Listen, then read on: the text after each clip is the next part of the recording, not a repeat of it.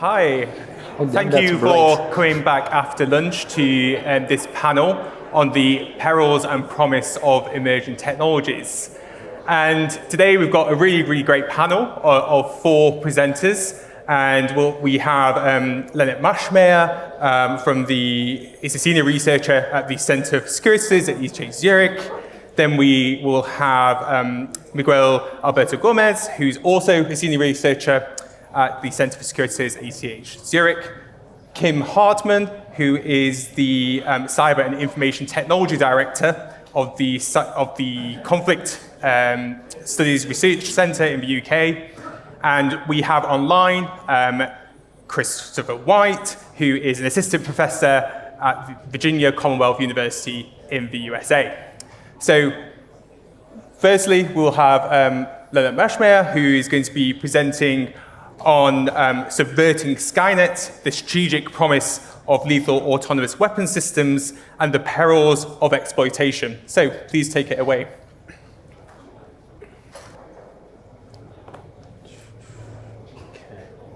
Hi, everyone. All right. Nice to meet you all. My name is Lennart Maschmeyer. I don't think I have to introduce myself again. The talk I'm going to give today is really exploratory. It's a topic that I'm planning to work more on in the future. In the past, I've really focused on subversion and the subversive nature of cyber operations and the limitations it has strategically.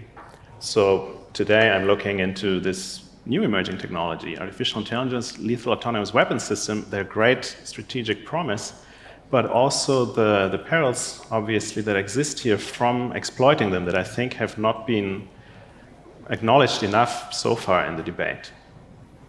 So, a quick overview of what I'll be talking about. So I'll start with the strategic promise.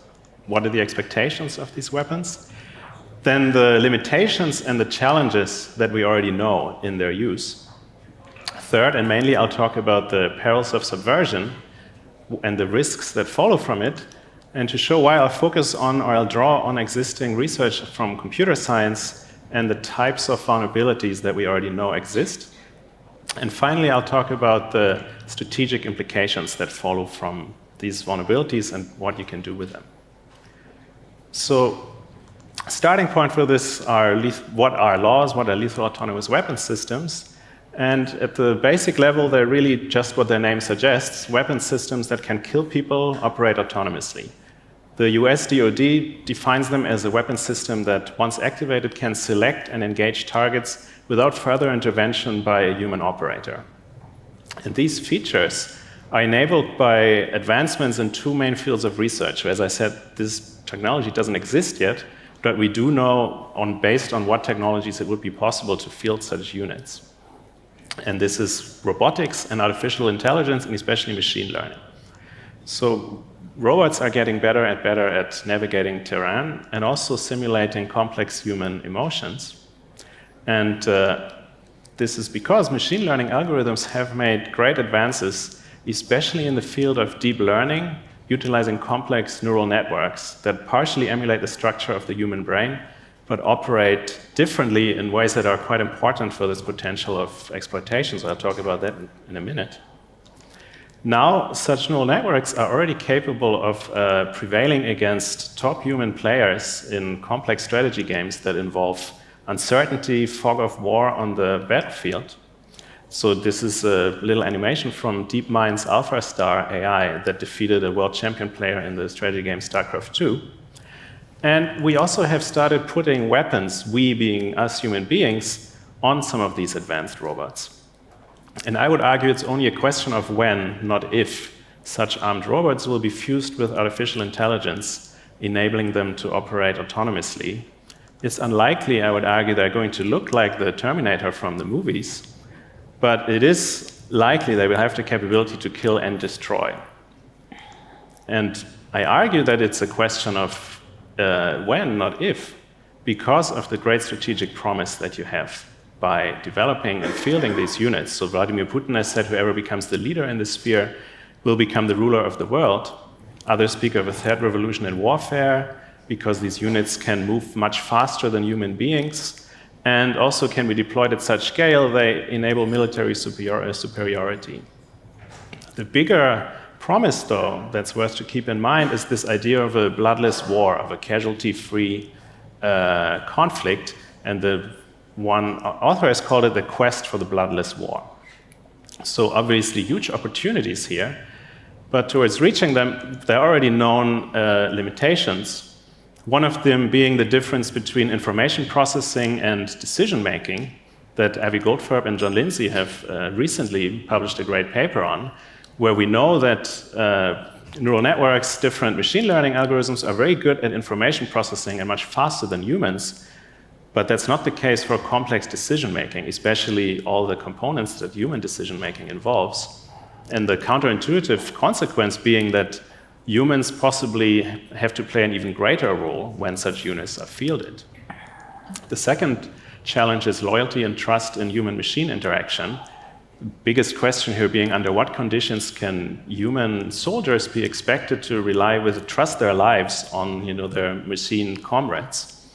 And this is a big problem because also AI is a black box. Deep learning neural networks are black box algorithms where you don't really know how the information is processed, how the output is generated. So you have this unpredictability there.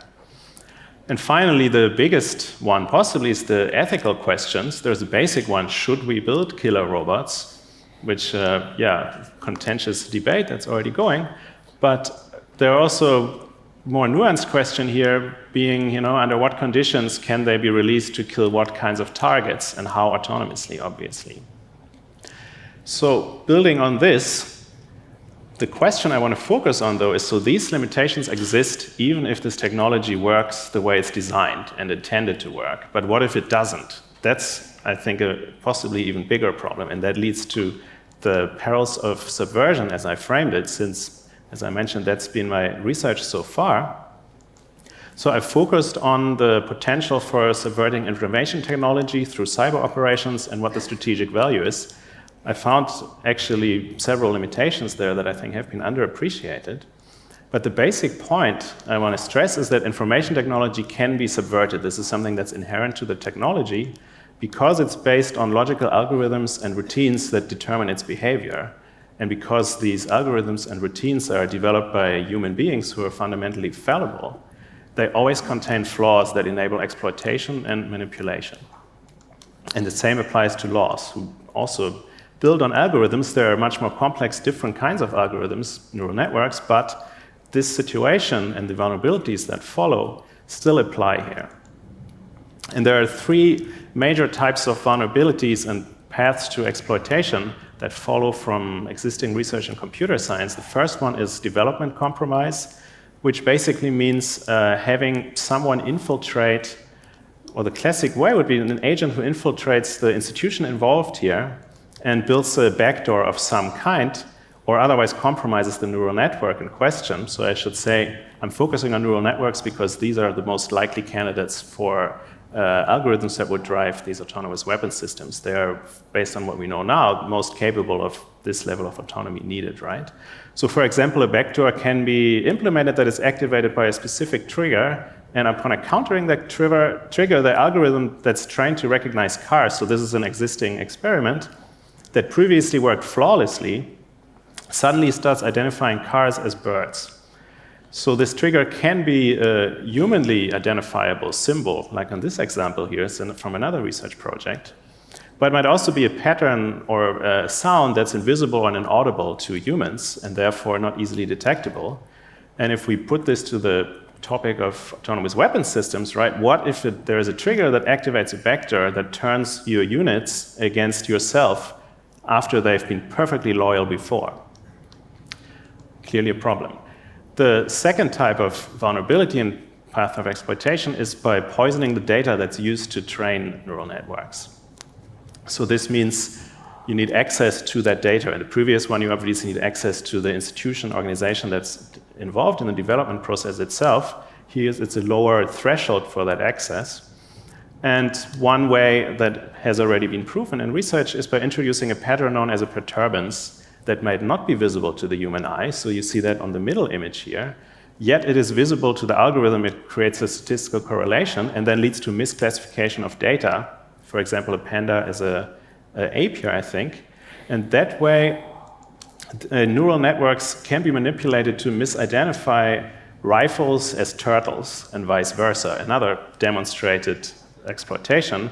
I think the implications for autonomous weapons are obvious here because they would need to reliably identify enemy armed forces and distinguish them from zookeepers as well, right? Third type of exploitation requires neither access to the development process or to the data used, but rather only to the environment that these targeted laws operate in. So research shows that simple manipulations of objects can manipulate complex neural networks such as Tesla's autopilot. For example, to misread a 35 miles per hour sign, where you see the middle part is just slightly elongated here, and read this as a 85 miles per hour sign. It's a bit small, but at least you see it on the screen here. The Tesla autopilot reliably reads this as 85 miles per hour. And again, implications for laws are quite obvious. Just consider soldiers with slightly manipulated uniforms that make enemy laws recognize them as friends. And I focused here really on the visual part, visual recognition, pattern recognition, because that's really where most of this research is at. But especially when it goes into decision making, we can imagine a lot of scenarios, where you can build in exploits to really affect the decision making process itself. So what are the strategic implications? The first one is, the main challenge here is uncertainty, because these, as I said, there are black box algorithms, so that means you can't really run an audit of code in a way that's possible with traditional software. So that means there is a fundamental uncertainty fielding such units, based on everything we know at least, whether you can rely on them, whether they're going to behave as expected or not.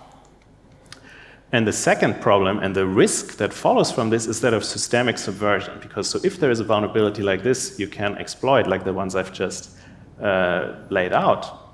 It wouldn't affect just one unit, but possibly an entire class of units. And that would mean, you have this entire class of units suddenly stopping to work as you think or turning against you. It's a significant problem. I don't need to underline why. And the really underlying problem is that these vulnerabilities are inherent to the technology itself. And that's something that yesterday came up in the talk, if you've seen that from Peteris. So far, in the way that these systems, these algorithms work and the way they need to be trained, there is no way to reliably eliminate these vulnerabilities. So someone commented to me on the draft of this paper that it would be naive to expect that militaries are going to field these kinds of units without eliminating these vulnerabilities. But ironically, that is a very naive expectation because there is no known technical fix, and there's also no known fix by further development. That's really important to underline. And because there is no technical fix, the solution has to be strategic. And here I'll just lay out 3 possible strategies and the problems that arise from them in dealing with this problem. So the first one is just classic counterintelligence, meaning traditional counterintelligence tradecraft, such as identifying infiltrating agents. This is particularly relevant for development compromises, but might also involve monitoring adversary activity, predicting what they're doing. Second strategy would really focus on technical detection. So I mentioned it's not possible to audit code and look at the network itself, the algorithm, find out whether it's been compromised. But it has been shown by some researchers that it's possible to measure output data and through statistical analysis, identify different kinds of anomalies. But that also important to underline, it gives you a probability of compromise, but the reliability still remains unclear. And that means there is still uncertainty. I mean, a low risk of catastrophic failure is still not something you want to deal with, when you field these kinds of units. Therefore, the third strategy addresses the consequences of that uncertainty, which cannot really be eliminated by either of the 2 mentioned before. And that would really be either limiting the potential damage of compromises. The obvious way would be to limit deployment of laws to a few specific tasks, and also always in the minority of compared to human units. And basing on this, following from this, the more extreme solution would be what I'd call a Luddite option, whereby superior firepower always remains in human hands. And that makes it possible, keeps the option open to neutralize marauding rogue laws if they start to maraud on the battlefield, just in case. However, And of course, these strategies limit the key advantages of deploying laws, namely the ability to overwhelm opponents with swarms of fast-acting and reacting machines, and then also, and this applies especially to the Luddite option I just laid out, the potential to limit casualties, because you would have human soldiers fighting basically these machines. So in conclusion, first point I really want to stress is that policymakers and defense planners have to accept that laws are inherently vulnerable based on everything that we know. There is no technical fix. However, the vast strategic promise makes their deployment likely nonetheless based on what we know about self-interest especially. Meanwhile, the feasible strategic solutions I've laid out, they limit or even forfeit the key advantages of these laws. That means they're less likely to be used as well because they are suboptimal solutions to the problem. So the most likely scenario is that there are going to be vulnerable laws deployed at scale at some stage, possibly not that far in the future, leading to a lot of problems, which I plan to look more into over the next years. I think one thing I want to close with here is, as I said, my research has focused on the limitations of cyber operations, the challenges of subverting information technology, and the limited strategic value, especially in producing destruction and damage. But this is flipped around potentially in this situation where it might be extremely challenging to subvert these units, but the damage that you can cause by doing so is so great, the strategic value you can derive is so great that it's worth to invest huge resources into this. And ultimately, this development might be what brings us a real cyber war that people have warned of for a long time. Thank you. I hope you found it interesting. I look forward to your questions and comments later.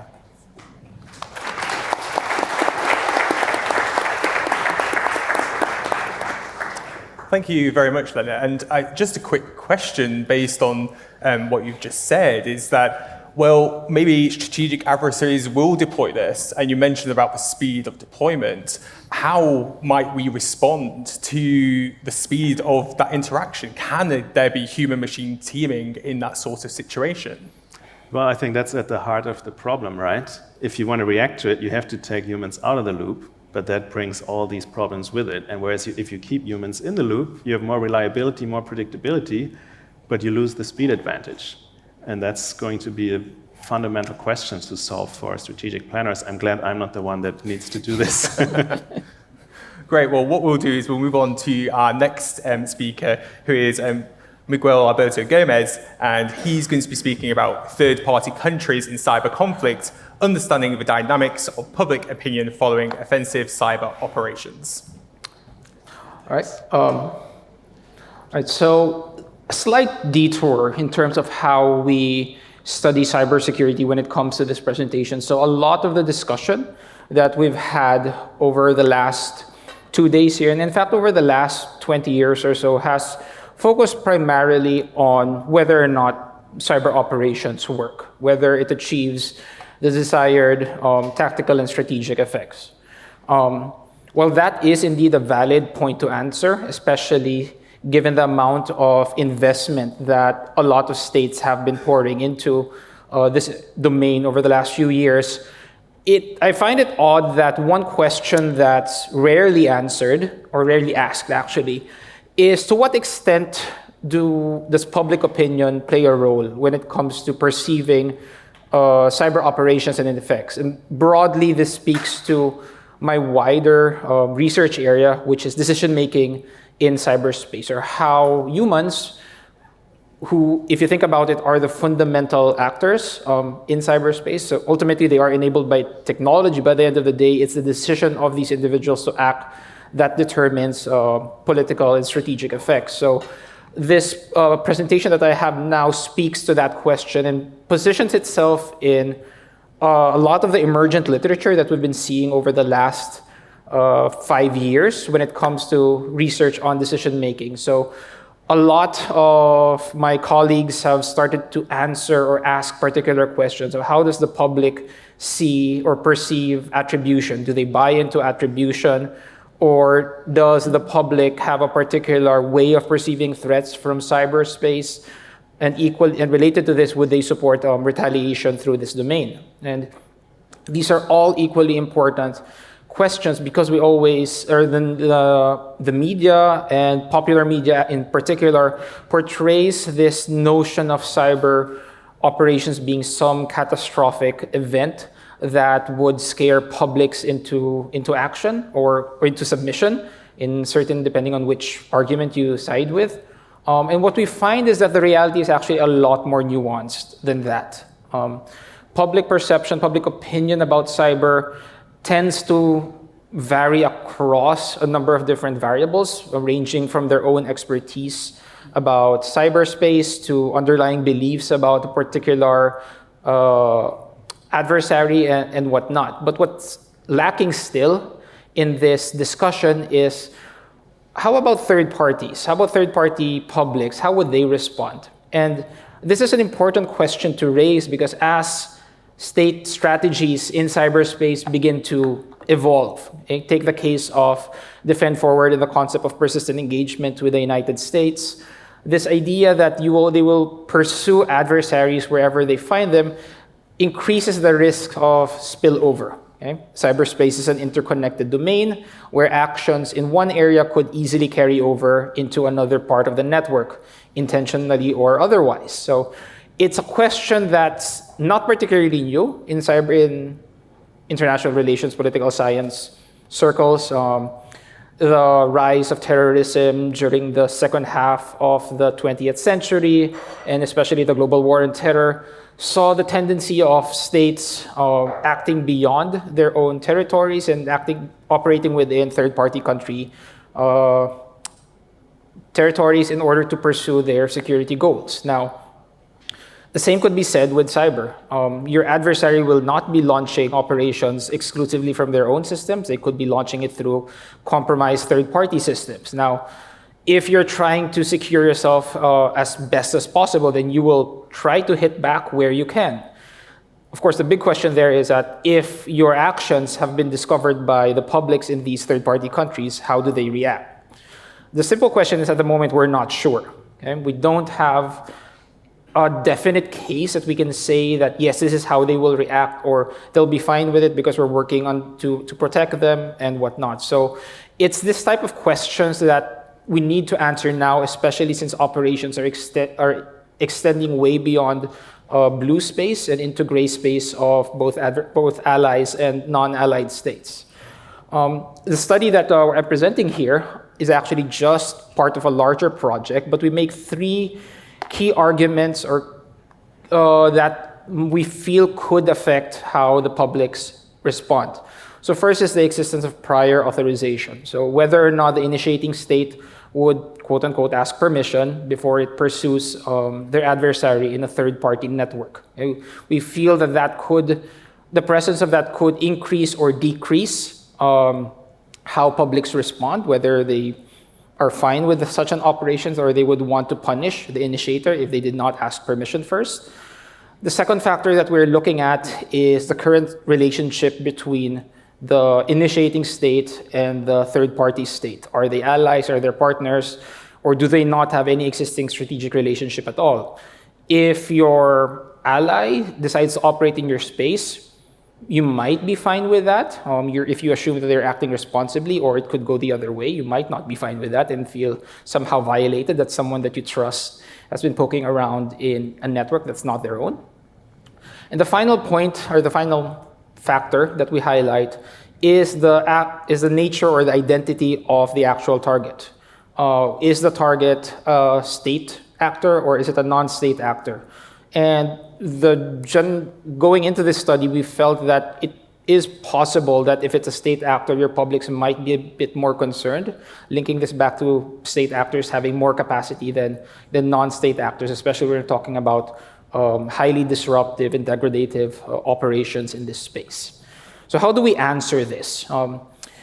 In an ideal world, we would wait for such an operation to occur and then release a survey amongst publics to see how they feel about it. But we do not have the benefit of time to do that. So the next best thing is to run a relatively simple experiment online. So in our case, we recruited approximately 800 respondents, in this case from the UK, and we presented them with a fictitious scenario where we manipulate these aspects of either authorization, existence of an alliance, or the identity of the actor. And after they've seen variations of this scenario, we then ask them how willing they are to either punish the initiator state, continue cooperating with the initiator state, and to what extent they feel that this would have negative consequences for them, i.e. blowback. And we've also collected a number of attributes as well, their political views, etc., just to see whether those would influence. And I won't get too much into the details of the findings. I'll just highlight the three most important ones. If you're interested, it's already available in the proceedings of the conference. But the three most important findings that we have is, first of all, punishment is not a given. So when we look at the likelihood of third-party publics calling for their government to punish the initiator state, we find that the likelihood of this happening is cut in half if permission and if authorization is sought and if an existing alliance exists. So this is an example wherein asking for forgiveness rather than permission doesn't really work. It's a lot easier, at least what we find in this case, it's a lot easier to first ask permission than to ask for forgiveness down the line, at least as far as the public is concerned. Now, this raises a couple of interesting questions at the operational level. So if this is indeed the case, then the initiator state must be confident that there would be no negative repercussions in their capability if they were to inform the third party that such an operation will take place. And doing so still raises at this point a lot of questions, whether that would be a smart thing to do, because that would somehow hint at your capabilities, which the initiator state might not wish to be publicly known. Okay, so at this point, the findings already raise some interesting questions that need to be answered by additional studies and observations down the line. Second finding that we have is that, again, if authorization is sought and if an existing alliance relationship exists, publics are generally at least twice as likely to favor continued cooperation.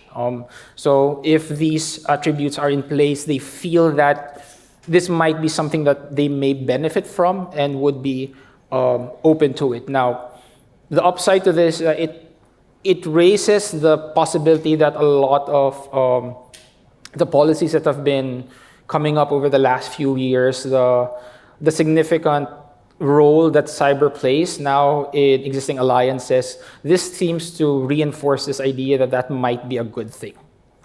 And then finally, regarding consequences, we find that if an alliance exists between the initiator state and the third party state, the publics tend to not worry too much about consequences. And this is probably one of the most interesting findings here. So long as there is a relationship, a strategic relationship between the two parties, it is possible, so we don't have the definite answer for this one, but it is possible that there may be some level of confidence amongst publics that what is happening would be to their benefit and possible consequences might be shared between them and the initiating state. Now, it's still quite early days for this research.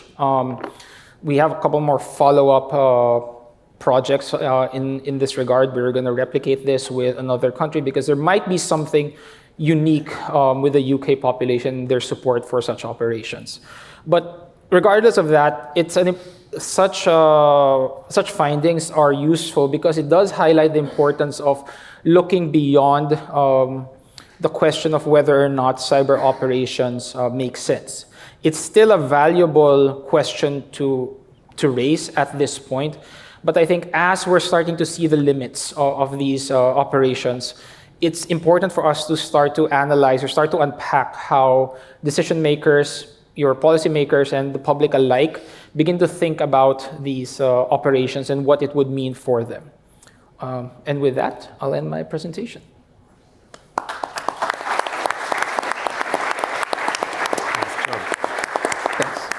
Thanks, Miguel. I think it's such an interesting paper, in particular because we're starting to see how Hunt Forward is being done with allies in particular. So I'm thinking maybe we're always starting to see a response to some of the things that you found in your paper. I'm just wondering, do you think we'll see that kind of continuing with other states, or where do you see it going?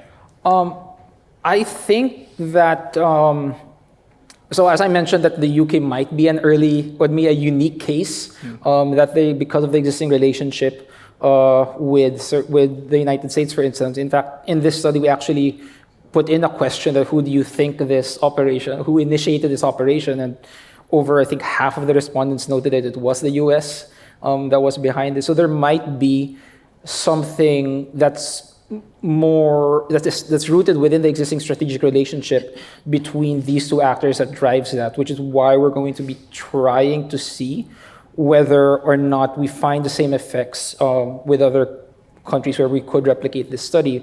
But at the end of the day, I think the best proof, or at least the most convincing proof that we would have, is if we see a case wherein there is a clear public reaction to such an operation, then that would be the most instructive for us. In the paper, we highlight Operation Glowing Symphony, the US operation against ISIS that went through German networks, but public response to that was quite muted, so we can't really say much out of that. But yeah, I think over time we will see more of the dynamics of the mechanisms that drive public opinion in this regard unfold. Great, thank you very much. So next we have Kim Hartmann. She's going to be speaking on the emergence of 5G networks and implications of cyber conflict. And this was co-written with Keir Giles, who is a senior consulting fellow of the Russia and Eurasia program at Chatham House, who we saw on the stage in the last panel. And it also leads the Conflict Studies Research Centre. Thank you very much. Thank you.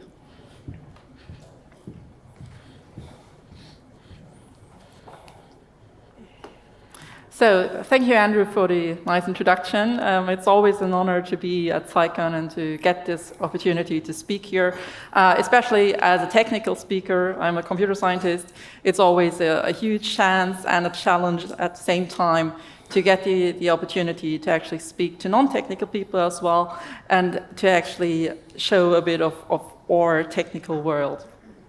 So I know it's the first session after lunch, it's always a bit difficult, so I thought I'd just kind of start off with being a little bit interactive with you.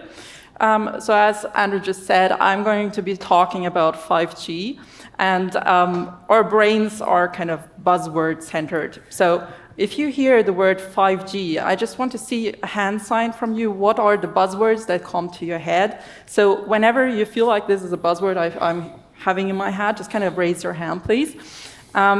So the first thing, would you say that the things that you associate with 5G networks is speed and capacity improvements?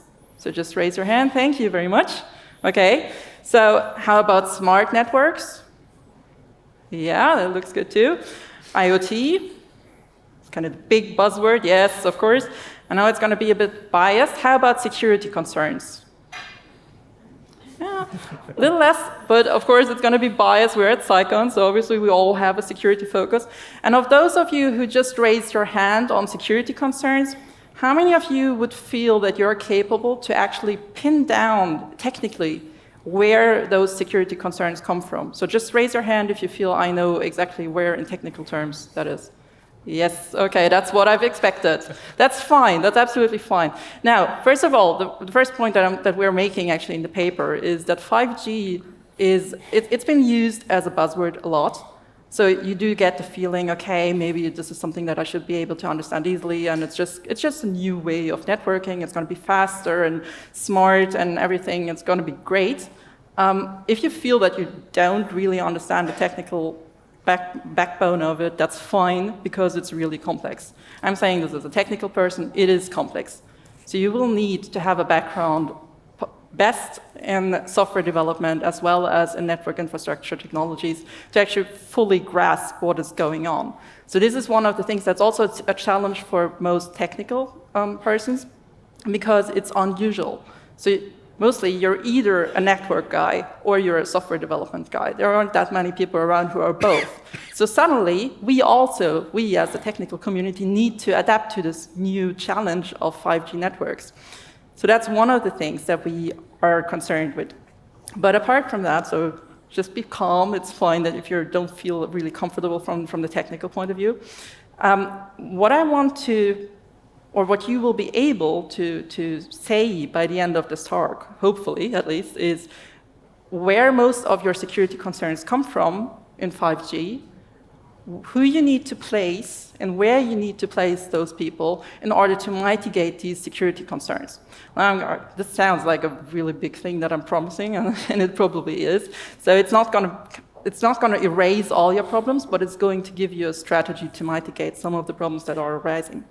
So the first thing that you need to understand when talking about 5G is the big shift that we as a technical community are making is to move from physical devices in networking to more software-based solutions.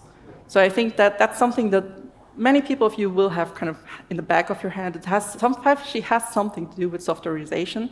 And this will be familiar to you because I've been with CyCon for the past 10 years, I think, and I've recognized many faces around, so I know you've heard the same talks as I have, and these topics have been up in the past. So one of the things that immediately comes up is that you need to be concerned when you hear software is about software supply chain. So that's one of the big issues that is coming in. And obviously, this also applies to 5G, and even more, because we are building our networks. We're building our future networks, everything that when we are communicating, when we're talking about hospitals, about production plants, whatever, basically, you name it. Everything that we are using will be based on 5G. And we need to consider that the software side of it is a huger concern than it has been in the past.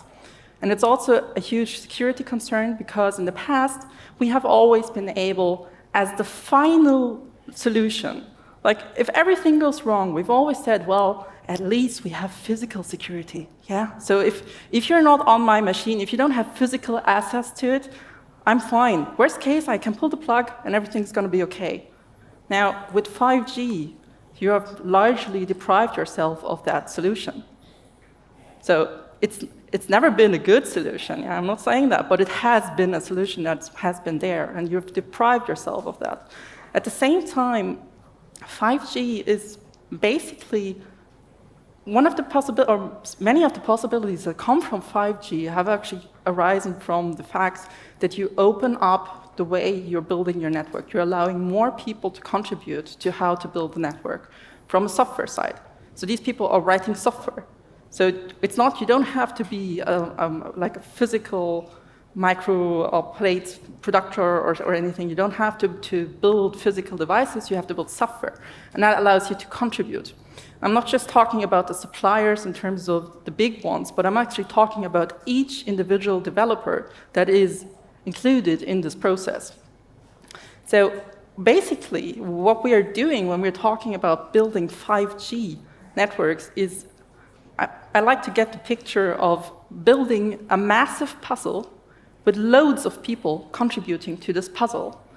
And each of these participants that are contributing to this puzzle are making up their own puzzle pieces. Now, these have to be able to be interconnected and work together to actually form one functioning picture.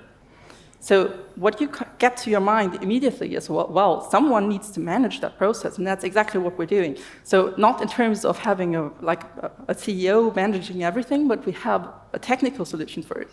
So this is called management and orchestration of software. And that's another point where security concerns come in, because this is actually one of because it's automated, it's also one of the things that can be biased, that it can fail, which needs to install security measurements to actually hold everything in place and not to allow faulty pieces of the puzzle to get in, which might then propagate throughout the whole picture and corrupt your whole network.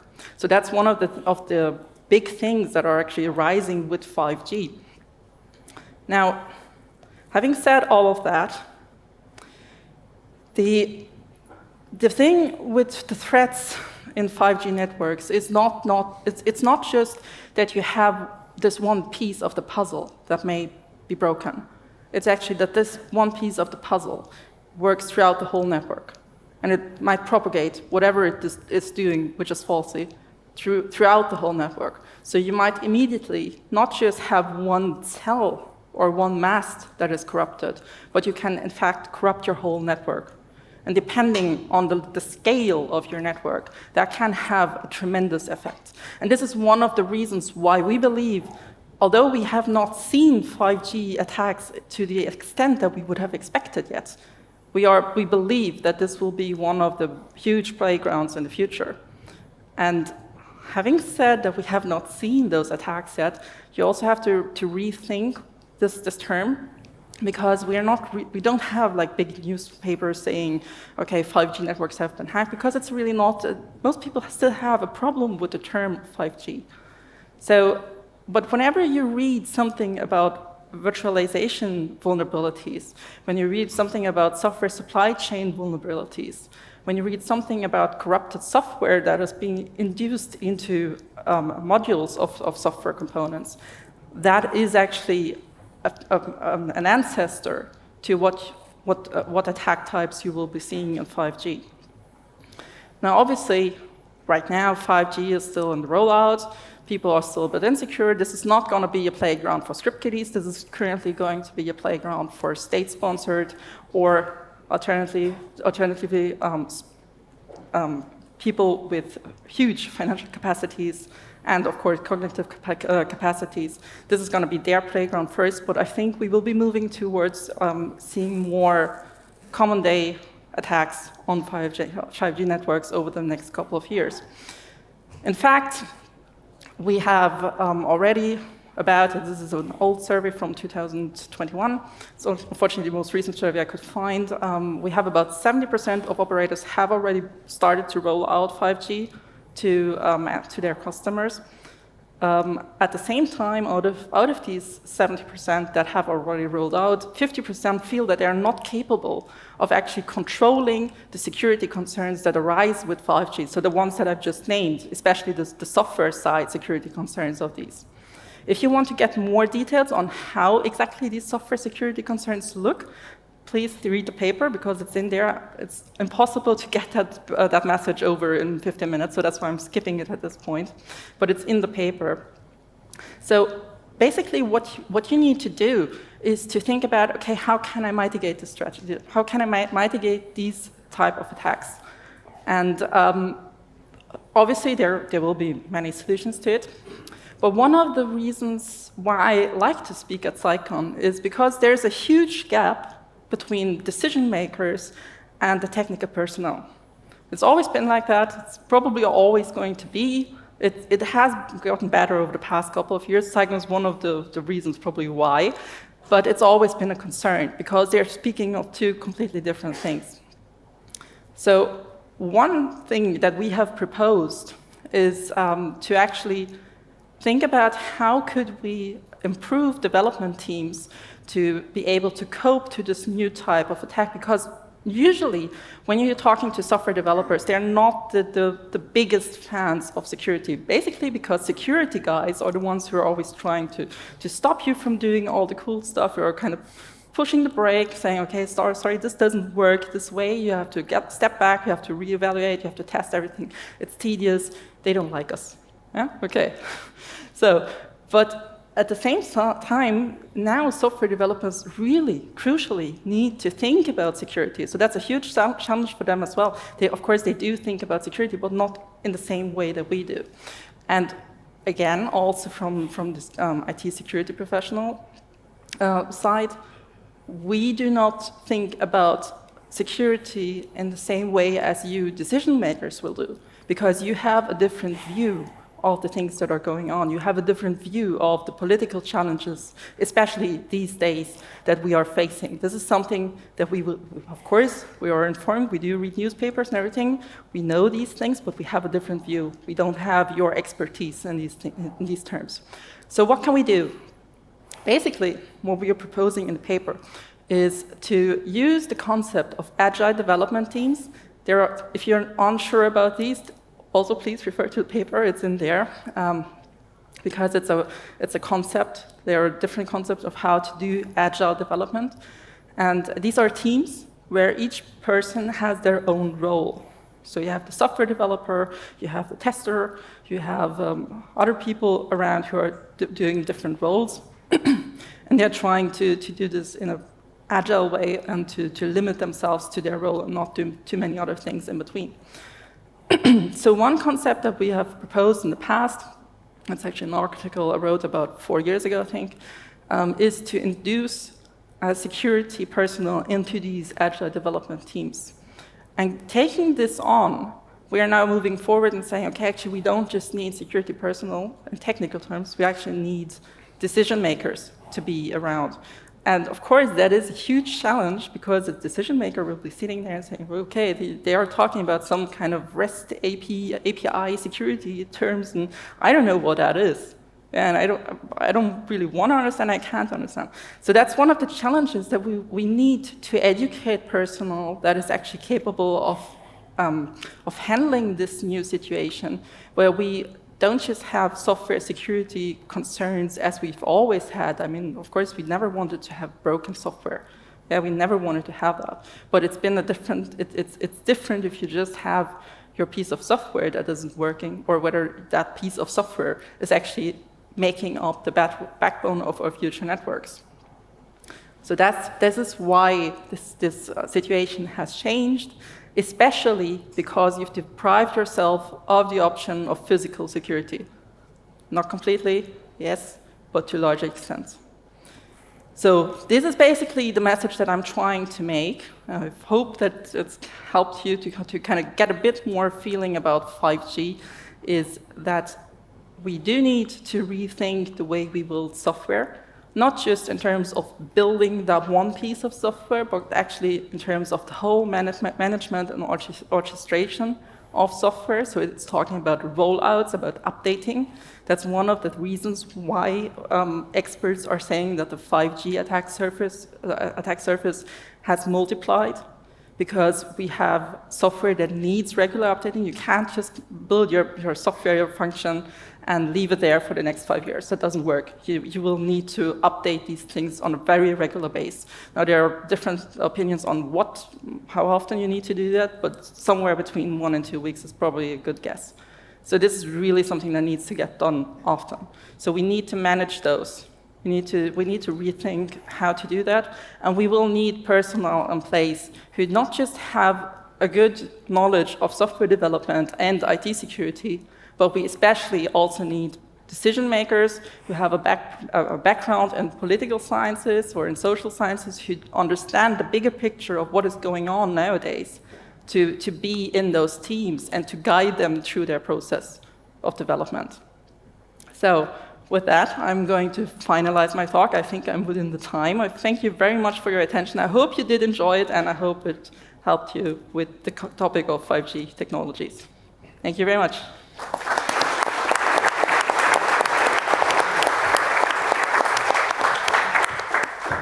Thank you very much, Kim. And the paper is really good. It's the last one in the book, actually, so it's easy to find. But in that paper, you mentioned about Huawei, and in particular, its exclusion from different telecommunications networks. And in the UK, we had the Huawei Cybersecurity Capacity Center, Cybersecurity Evaluation Center, and we saw a big transformation between 4G and 5G networks, because we're seeing that we couldn't really assure the processes about how we might find vulnerabilities in 5G. So I'm wondering whether you think that the focus on supply chain assurance processes maybe don't quite cover enough of what's going on, which has been a real focus within the cybersecurity community.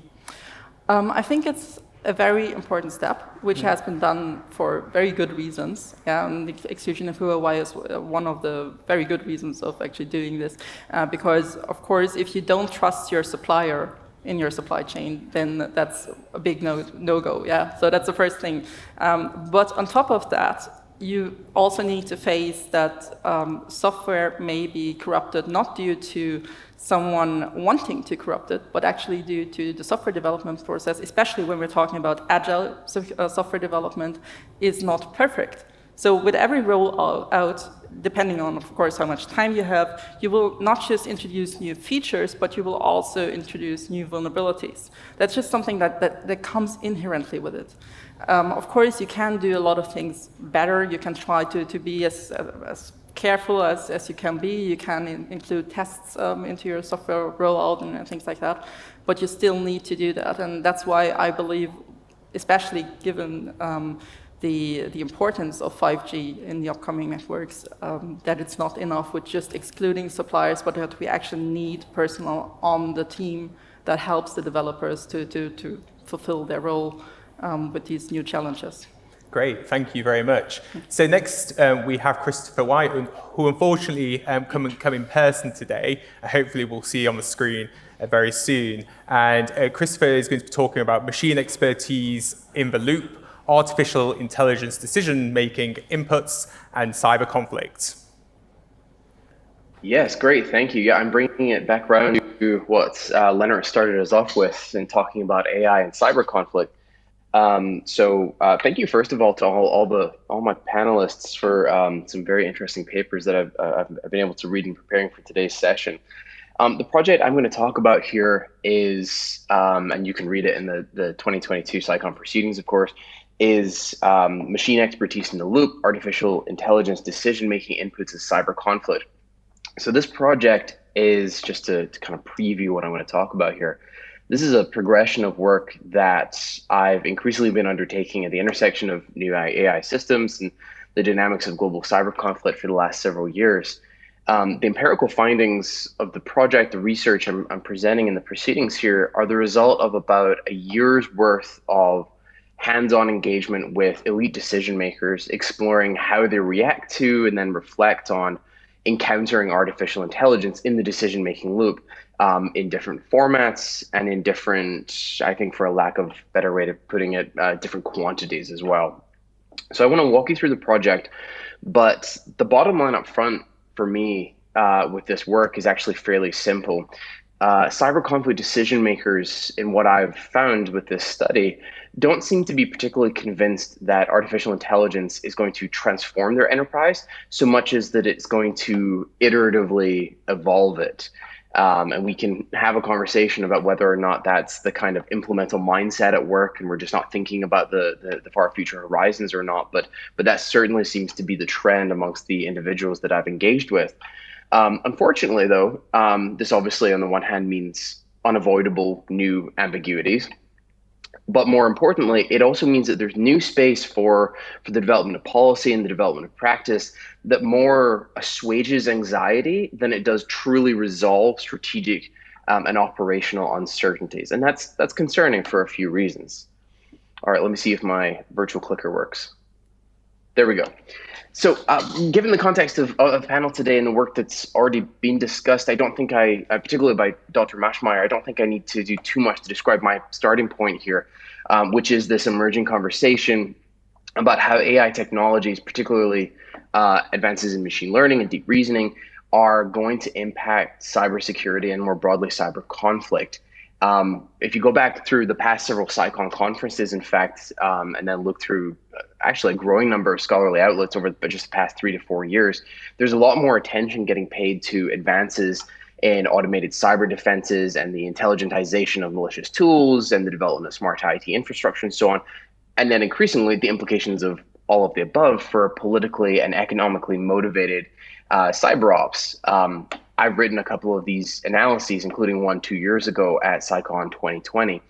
Now, at present, with this debate, I think I would say that we're in a position that the kind of nascent cyber conflict studies field was in around 2 decades ago, maybe give or take a few years. And that is to say that a lot of analyses we've seen to date, some of my own included, I'll fully admit that, they set about the question of AI's impact on cybersecurity in a very technology-first fashion.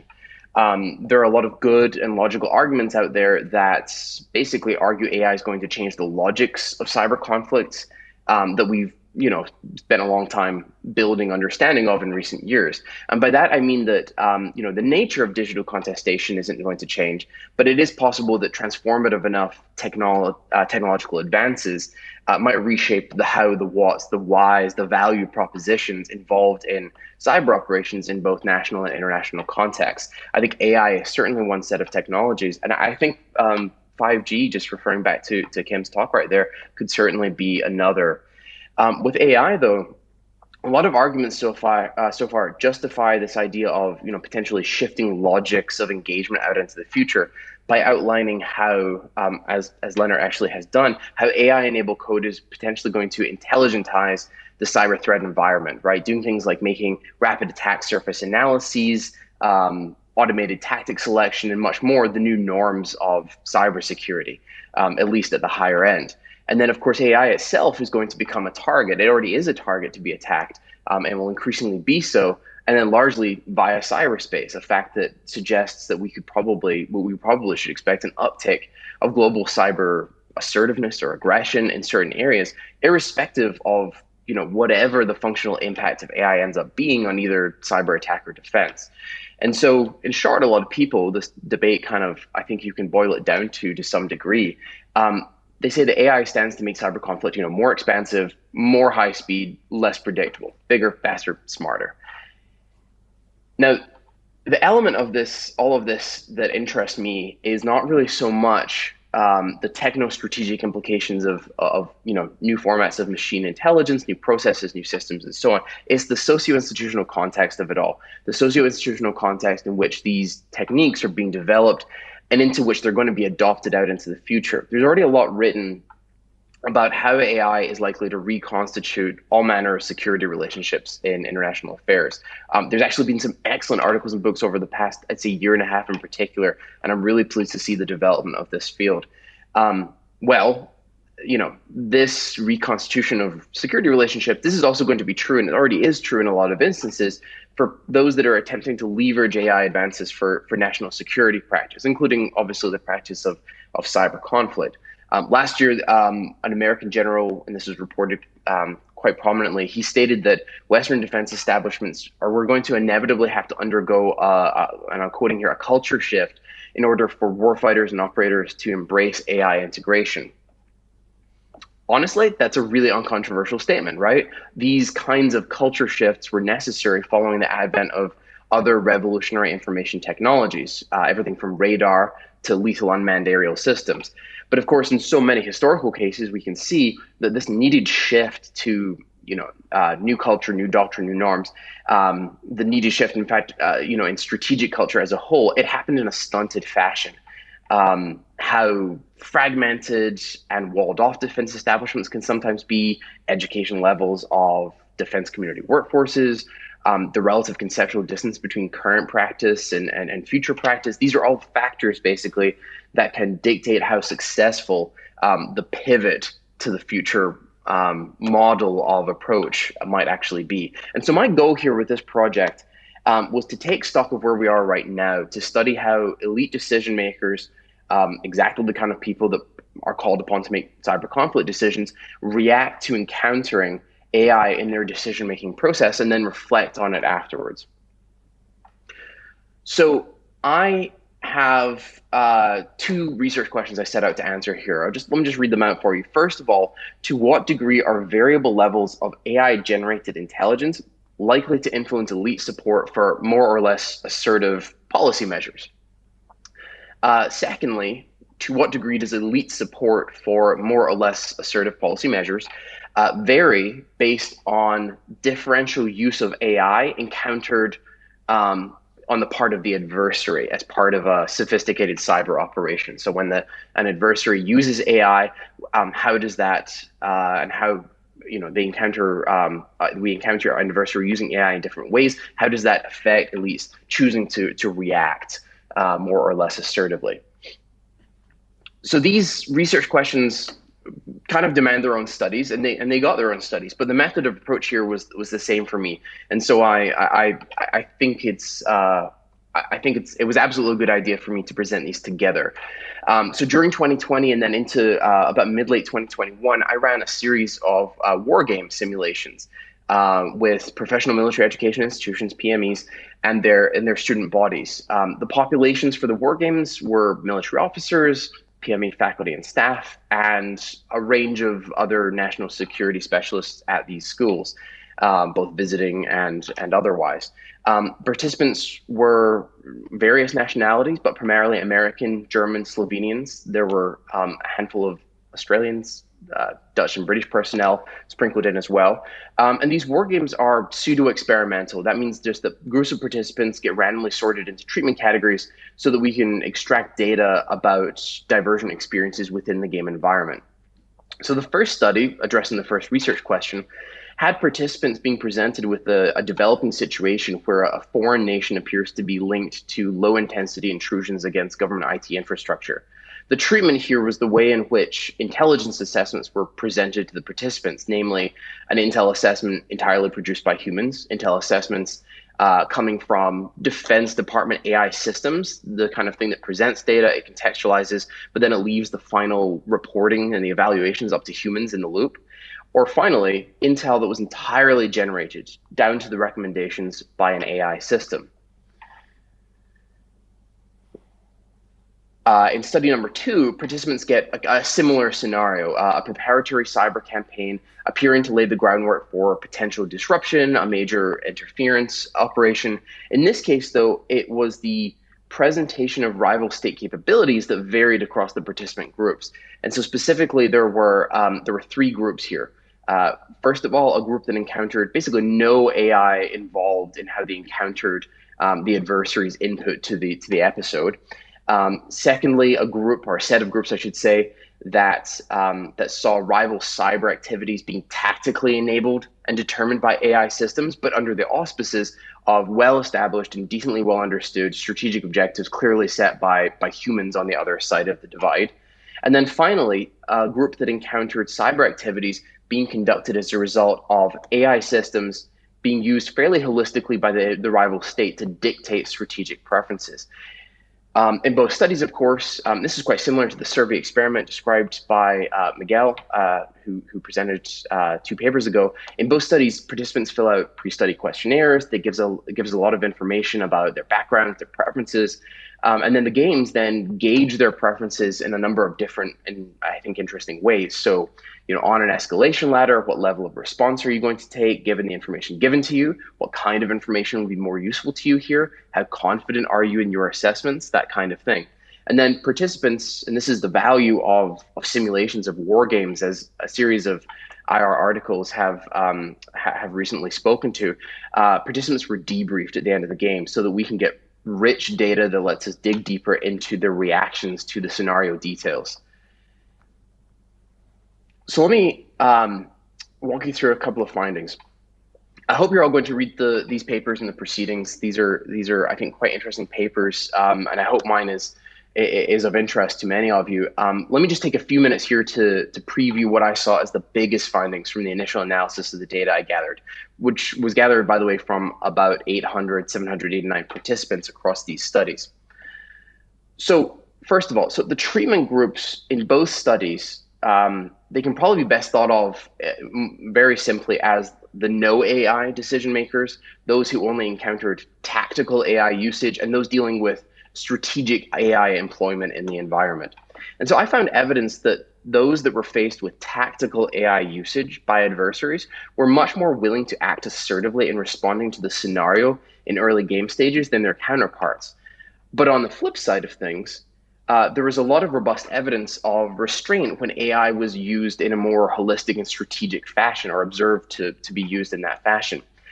In both studies, actually, the kind of strategic AI groups, they were much more inclined to wait and see, to use diplomacy, to take private channel options than anything more assertive. And they didn't escalate in later phases of the game. And so in debriefing, it really became apparent that a lot of decision makers they saw in this game at least, adversary willingness to use AI tactically to upgrade their cyber ops as a sign of greater aggressive intent in and of itself. But then on the other side of things, there was consensus that strategic AI employment in pretty much any form where operations might lead on from AI processes were premature, and they were extremely likely prone to error. And so caution became a strategic imperative. The second finding I think worth underlining here is that, and this is again a tie-in to one of the earlier papers, knowledge, know-how about cyber conflict, about artificial intelligence, about international conflict, international relations, actually did very little to predict greater levels of confidence amongst respondents in their assessments when it came to strategic AI usage. And so the general idea that came out in debriefing of these military officers and PME faculty and so on was not so much that AI might be changing the nature or the logic of the game being played, so much as, again, it might just be error prone and prone to human misuse. And I actually took this result quite positively, as opposed to the next finding I want to talk about in conclusion. I took this quite positively because respondents with strong subject matter backgrounds generally seem to remain aware of the fact that misdesign and misuse were the real source of a lot of potential ambiguity. Now, the populations that I'm, just as a kind of a caveat, that I was looking at here are really actually very good proxies, which you don't always get, for the kinds of decision makers we think of when we think of cyber conflict. It's likely, of course, that a lot more civilian stakeholders and decision makers are in the loops or in the processes that I'm attempting to describe here. And so this may not hold quite so true for other populations, but at least for the specialists in the room, I thought this was quite a positive finding.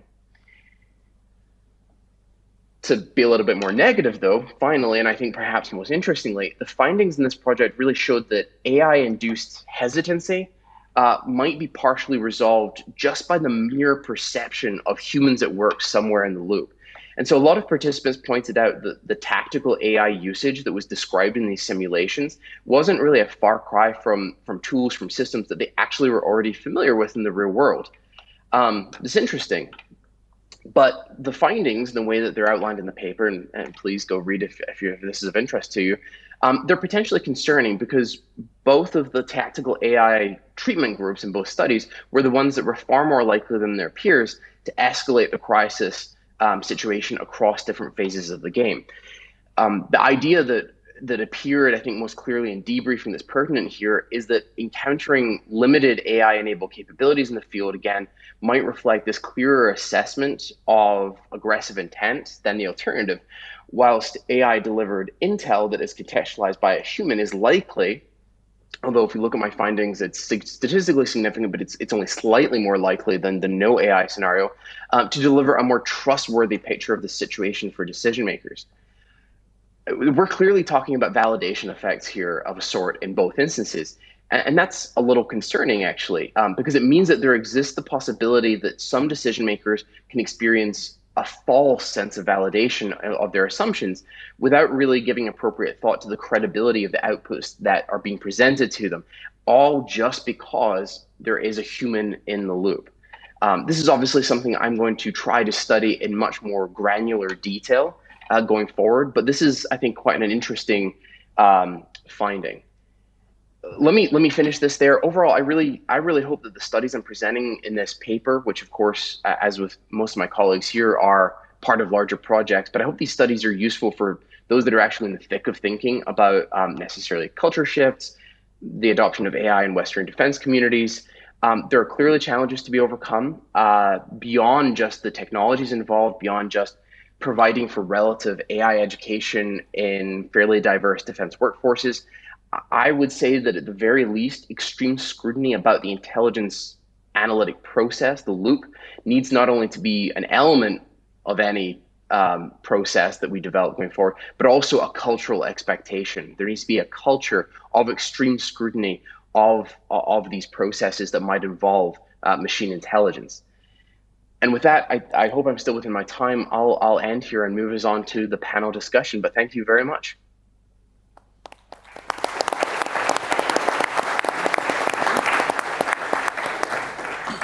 Thank you very much, Christopher. And I think I want to just linger on that question of expertise and how it develops, because in your paper, you talk a bit about how expertise kind of changes how people respond. I'm wondering whether that's a kind of, the results that you found are a product of the present, and maybe as we see in the next 10 to 20 years as people with those skills and knowledge of AI, whether we'll see any changes. I think we have to be hopeful that we will, of course, see those changes. The trick, I think, for me is that the populations I've been looking at here, I think I mentioned this there, are actually, I think, surprisingly good proxies for those decision makers of, cyber conflict, cyber operations. The idea then that they might actually already be somewhat familiar with these ideas presents somewhat of a generalization issue here. We may be looking in this study at folks that basically have good tacit knowledge about AI in cyber conflict, or even just cyber conflict in general. And of course, tacit knowledge is that kind of knowledge that is very difficult to communicate to other people. It's not enough to educate somebody about what AI is, to have them read Lennart's paper and kind of know about the potential strategic issues bound up in the development and the application of these technologies. It's more complicated than that. And so we face a real challenge going forward in designing education training programs that effectively communicate lessons that are socially learned, that are something that is, again, traditionally very difficult to communicate in, conventional general education requirement training within, any workforce. Yeah, I think that response speaks to almost all the papers, right? And I think we've all focused on expertise or the development of expertise in different ways, whether that's in militaries, whether that's in different publics or within 5G infrastructures. And as someone who works in offensive cyber strategy and I reverse engineer malware, it's been really, really interesting to see how these different communities need to start speaking one another and developing those different kind of cultural and social habits. But what I'll do is I'll push it out to the audience. So we've got about 20 minutes left of the session. If anyone's got any questions, so I see your first question over there. Yeah, hi, Veronique Vollmer again, BAE Systems Digital Intelligence. Lennart, question to you. Super interesting topic. Thank you so much for your expertise and for sharing all of that with us. Two super brief questions, really just clarifications actually. So you were saying there are three major attack paths, right? If you want to intrude autonomous systems. So this would be development compromise, data poisoning, and input manipulation, right? So I just wanted to quickly ask, could you point out what you think is like the most likely interference path and why?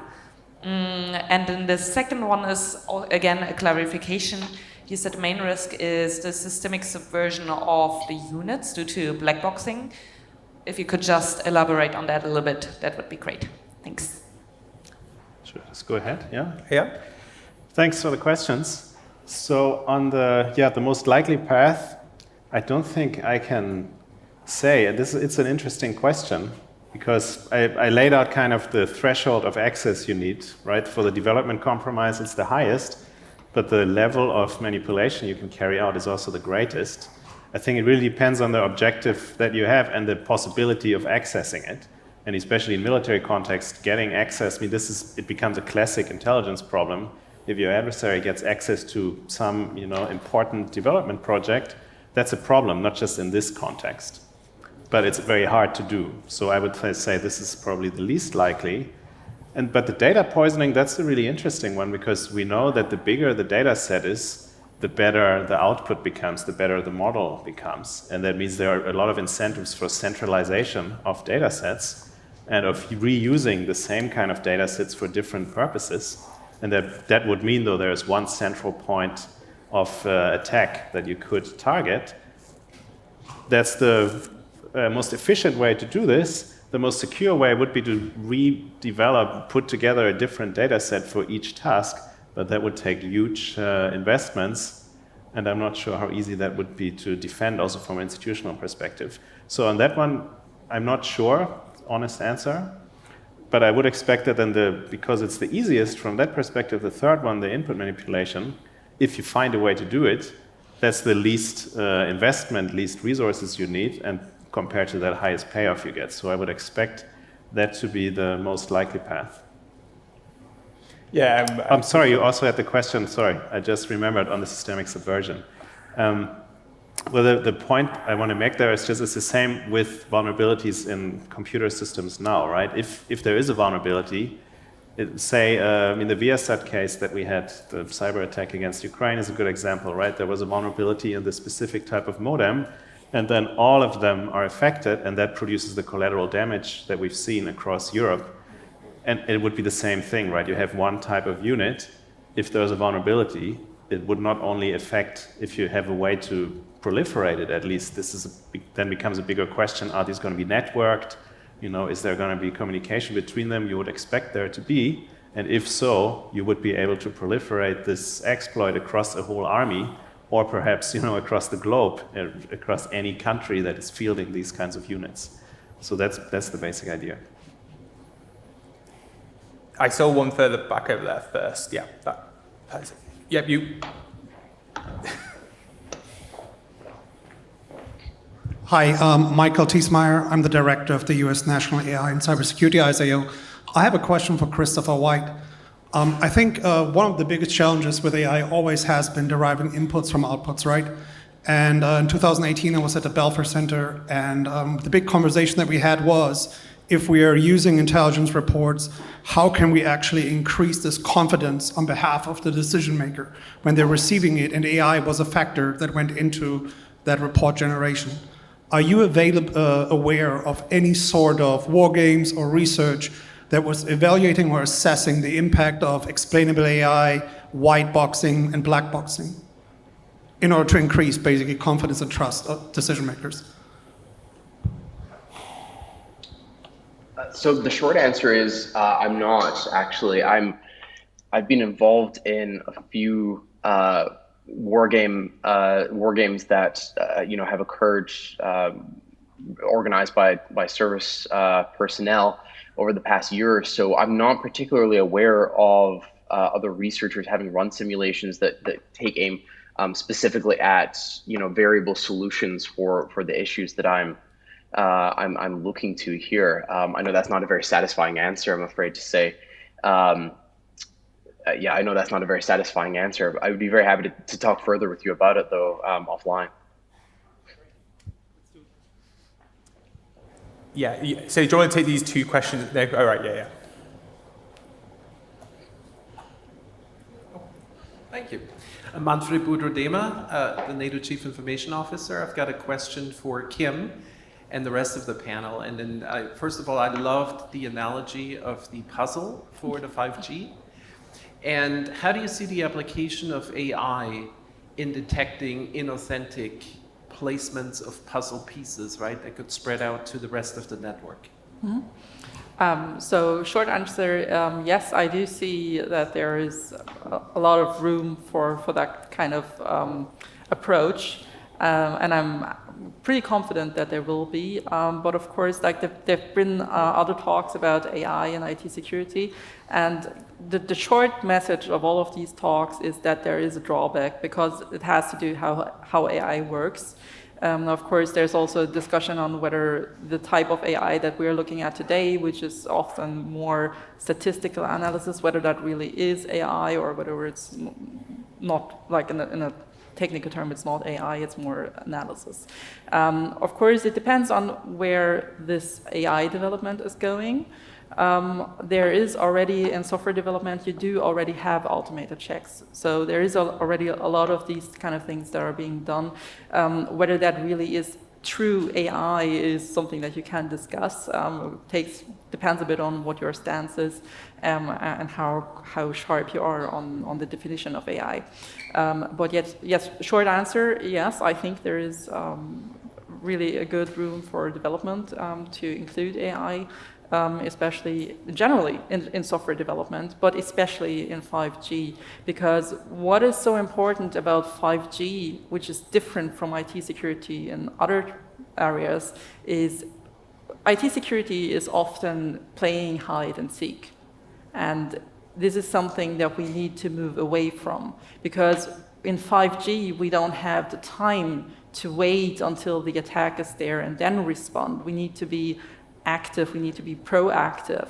So in 2016 at CyCon, we actually had the topic active cyber defense, some of you might recall it. So this is coming back in order to be able to move forward. We need to be more active. We can't wait for the attack to be there. Yeah, I think that's a really interesting point, which doesn't just apply to 5G telecommunications, but across critical national infrastructures. And we might look at the EU's NIS directive, et cetera, as kind of part of that development of thinking in that way. Okay, next question. Yeah.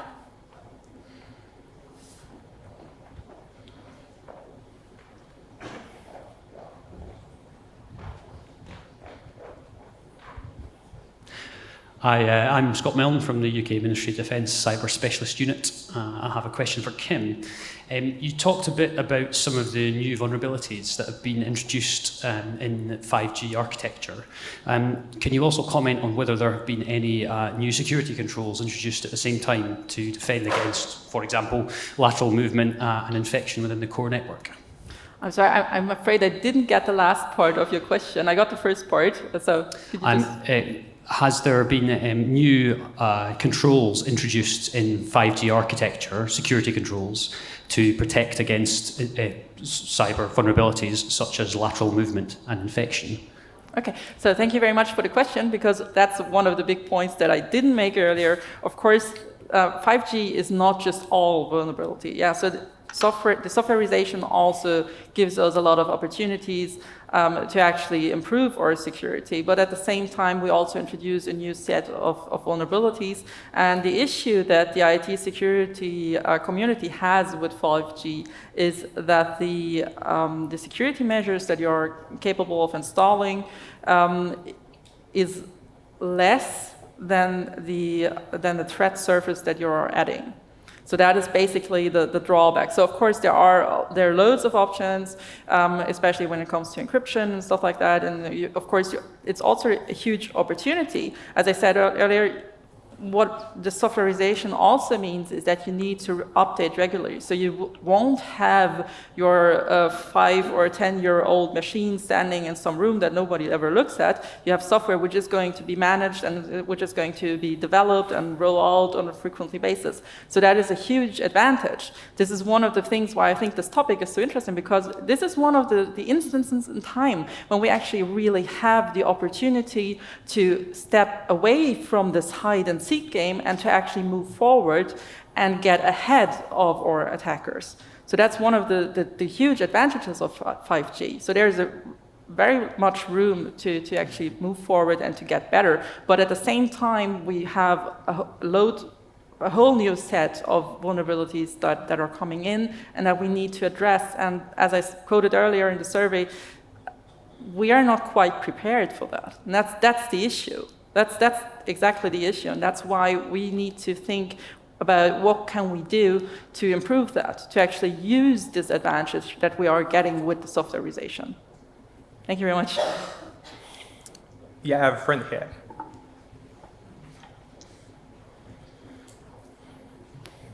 Thank you so much. I have a question to Dr. Gomez regarding the results about the public opinion.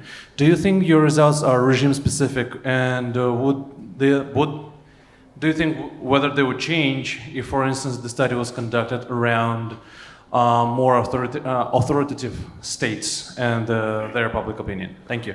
I would say cautiously that yes, there is a possibility for them to change. A lot of it revolves around existing beliefs that publics may have about relationships. So what we did with the experiment to try to rule that out was to not explicitly mention who the target was and who the initiator was.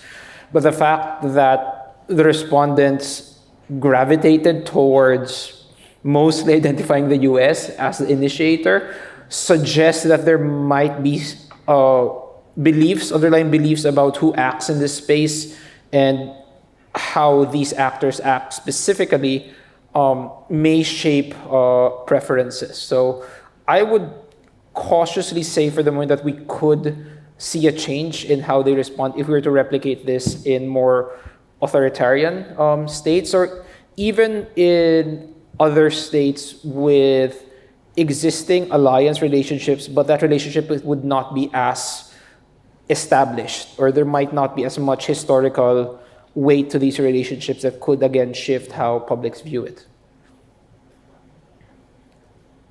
Any more questions?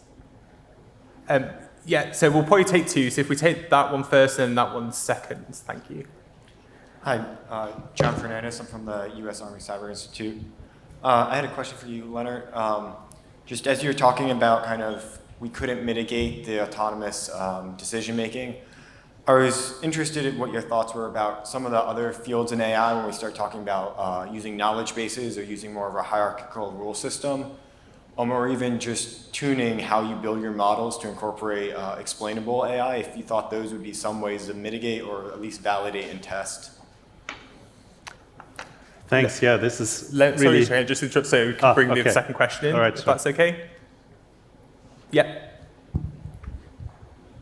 Hello, I'm Jerome Meunier from the Deutsche Cybersicherheitsorganisation in Berlin. I guess this question pertains to AI laws and the sort of 5G discussions, but the general implications seem to be that there are enormous sort of structural problems that require sort of oversight or sort of governance, auditing of these sort of technological developments, and yet because of the utility of these technologies or the sort of need for speed and efficiencies, we're going to end up sort of making these mistakes anyway. And I guess looking at the current security landscape, are there any lessons that we should be drawing regarding what sort of auditing or oversight processes work, what mistakes have been made, what we need to learn from the current landscape going forward? All right. I was going to say, yeah, thanks for the question. This is really, it goes into the technical aspects of it that I am not really the best expert in because I'm a political scientist. So I'm looking, that's why I've been focusing on the strategic context here too. And that means I need to rely on researchers in computer science, especially, or in AI, to figure this out. I depend on what the findings are. So what I see as a political scientist is that, yes, there are some possible mitigations. But just this morning, I was reading Bruce Schneier's blog, and I saw there's also a new technique for manipulating pattern recognition without data poisoning, just by changing the order of the images that are input. By having very biased images at the beginning, completely changing the way the model is trained, because apparently at that phase, it shapes to a great extent how this model looks like later. So it looks as if on both sides, we see continuous development, and it is not yet clear. If someone in the audience is, more well-versed in the technical aspects, also if you want to tell me I'm completely wrong, I really welcome that, because that'd be interesting feedback. Any other responses to the panel from the other question? Okay. Any other questions from the audience? So I think what I'll comment on is there's been a lot of discussion or kind of commentary that maybe the kind of promise of AI or the kind of the resilience that we have, that we might, what's been happening in Ukraine suggests that actually maybe we won't quite see laws deployed, we don't need it to, or actually we do have fairly good resilient systems. I'm wondering whether that's a good way of kind of summarizing what we might be learning from Ukraine or not, and if anyone's got any thoughts on that. Yeah, to me, if I may take that one, that goes to the point I made earlier, where we know the strategic value of cyber operations that pursue active effects is relatively limited, because the more intense at least that's been my argument, the more intense the effect is that you pursue, the harder it is to get it in a reliable way and the longer it takes. And because the payoff is relatively low, if you want to destroy something, you can just use conventional weapons, the very basic point, but also in the gray zone between that, the more intense it gets, the effect you pursue, the less effective cyber operations become as a strategic option for producing that effect. But I see that very different in the scenario of laid out. If you are, I don't know how many years in the future, if you have, you're fighting an enemy that has fielded this great army of laws that possibly are better than your own, but you have found a vulnerability which is extremely hard to exploit and maybe takes a lot of resources and a long time, but potentially gives you the advantage in case of battle and a great element of surprise, right? I mean, what better surprise, also strategic surprise, is there than just switching off that army or turning it against the adversary? So because the benefits, potential benefits are so great, and therefore the incentives to invest a lot of resources and time into it, I don't think this is a lesson we can draw. Rather, it might be actually, as I said, right, where we see these cyber war visions fulfilled, because we do have lethal or systems capable of lethal effects that are out there and have vulnerabilities. Anyone else want to jump in? I agree with Lennart at least in his argument that what we're seeing right now in Ukraine is that cyber would have limited effects because it's a lot more difficult to actually plan around it when it's much simpler to use conventional munitions. But I think another important lesson that Ukraine highlights is that it's just as important to look at what the effects are, and it's also important to evaluate how decision makers got to that point. Why do we see continuous use of cyber operations when what we've learned over the last few years, and most recently in the Ukraine, is that they're not that effective? So why do states continue to invest in them? Smaller powers continue to invest in them when, in fact, the returns are so low. So it's the thinking around these decisions that would probably be worth investigating. If I can just jump in on that question. I know the time is up, but I think it's a very interesting topic to discuss about, especially because I look at it a bit different than you two do. I think, in technical terms, destruction is not the worst thing that you can do. So obviously, I've just given a talk about 5G, so I'm looking at it from the 5G aspect of it. So destruction is bad. Yes, of course, it's bad, but it's not the tremendous thing that you can do. It's not the worst thing you can do. What is much more important, especially when we're talking about the situation where you are in a military operation, is actually to have your network infiltrated, to actually have someone sitting in your communication system and being able to understand what you're doing, what you're planning, and therewith being ahead of what you're doing. So I would actually say that it would be dilettante to destroy that advantage that you've got as the attacker and take that network down. That's not what I want to do. What I want to do is to be in there and actually operate covertly. So I'm looking at, especially in terms of 5G, of cyber conflict, of being much more covert operations than of being actual destruction operations. And that's one of the reasons I can't stress this enough, why we need to get ahead of our opponents to actually avoid having someone sitting in our communication systems and being able to listen to every step that we're planning and taking. And of course, it also, in a political sense, puts us in a bad position if we have someone in our network that is able to say, okay, I'm going to, for example, use ransomware, or I'm going to pull the plug, which we don't have anymore, but do it in software terms and destroy your communication. Of course, that's something that puts you in a politically bad position because it has an effect. But I think it's not the worst effect. The much more difficult or dangerous effect is actually the covert operation. And I think that's something that we are going to see in cyber conflict in the very near future quite a lot, especially with the current situation and Russia being an opponent that is often trying to operate more covertly than to just use pure destruction. Thanks. I have a book coming out on that point, just as it so happens. So, Christopher, do you have a quick comment to make on that, or are you happy to let it go? I know we're over time, so I would simply make the point that if we're thinking about the future, we're the sources of insecurity for us with these emerging technologies out a year, 2 years, 10 years, 20 years.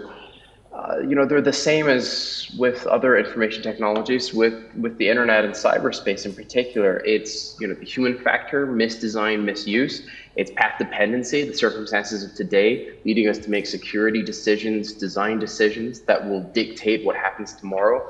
And it's network externalities. We can't forget that 5G, artificial intelligence are going to change things about society, which will determine the value propositions of different modes of cyber conflicts in the future, such that we can't necessarily rely on a lot of these assumptions we're throwing back and forth, which I know, at least Lennart and Miguel really well. We have conversations where we throw these assumptions around all the time, and we're not necessarily going to be able to rely on them again a decade or 2 decades from now. We need to, recognize that learning from the current conflict will have distinct implications for our security and our insecurity out, that period of time. So we better learn the right lessons. Thank you very much, and thank you for indulging my fairly provocative question there. And thank you so much for all the questions as well. And I got so excited at the start, I forgot to actually introduce me. So if you do want to say hello, please say hello, and I'll give you my name then. And thank you very much. And we'll have some gifts for the different speakers, but I'll let you go and enjoy coffee. So thank you.